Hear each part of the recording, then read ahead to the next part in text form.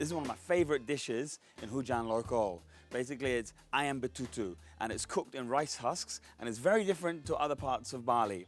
So the first step is to marinate the chicken in a little bit of turmeric and a little bit of tamarind. And this just cleans the chicken because we're using Ayam Kampung.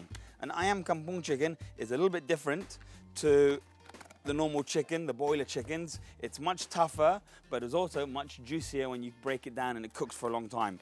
And you should really marinate it for about 15 to 20 minutes. The longer the better, and that just cleans that chicken up. So what I'm gonna also do is get some bumbu gede and just marinate that in there. And this bumbu gede has got quite a bit of spice to it. It's kind of got pepper in there, got coriander in there, candle nut, turmeric, galangal, ginger, menjanang, shallot, lemongrass, curry leaf, chili, garlic, kencur, salt. It's much stronger than some of the other betutus on the island. What they also do is grab a little bit of singkong, which is cassava leaf, stick it in the chicken, basically just stuff it in there like that. This is a real found and forage dish. Leaves from the jungle, and it's kind of village chicken. And this is how traditional cooking used to be in Bali. You know, cooking under the ground or in the ground, cooking on hot rocks, that kind of style. So I've stuffed that in there. I'm gonna put this chicken here. I'm gonna lay that behind me. A bit like Ubud chicken doing yoga, basically. You stick your feet in here.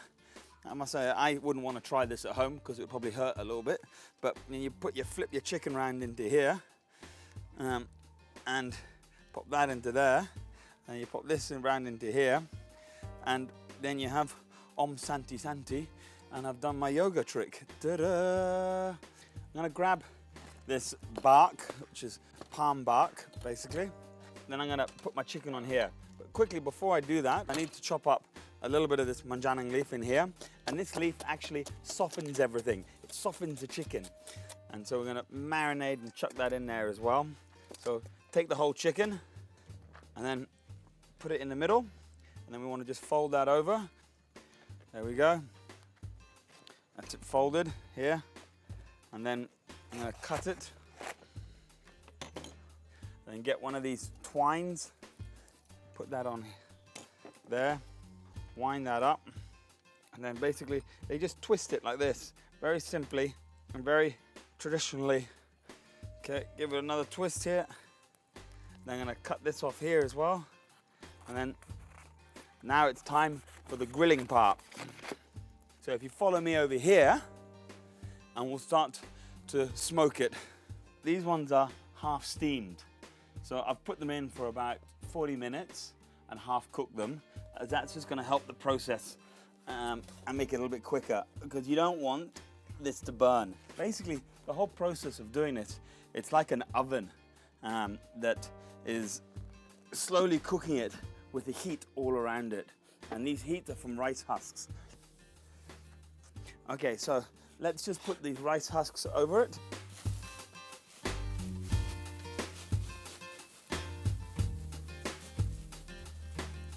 Also, I've got coconut down here, which makes it a lot easier to burn because they're highly flammable. There we go. For me, I call this slow cooking. And you look at the Balinese, they've been doing it for centuries. It's part of their culture. It's part of their cuisine. So we think we're all fancy in our restaurants with all our big top grills and all the rest of it, but there's nothing better than doing it the traditional way.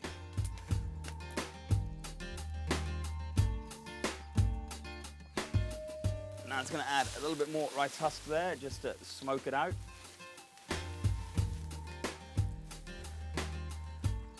Okay, so I think we're nearly ready. We go through maybe about 10 of these a day in the restaurant. So we sell a lot. It's a very popular dish. So now I'm gonna lift it up. It's been here about 5 hours. There we go. Take out the rice husks here.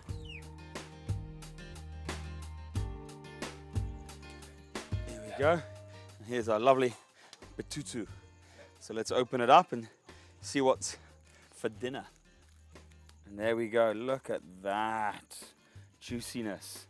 And then see how it just falls apart. So just take a little bit of chicken here, the breast, then grab the daun singkong and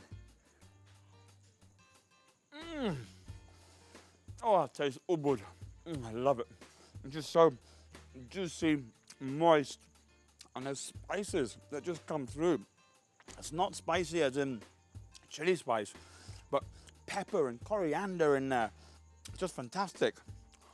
This is, again, very good with a little bit of rice, some sambal mata, and some kangkong on there, and you got the perfect meal.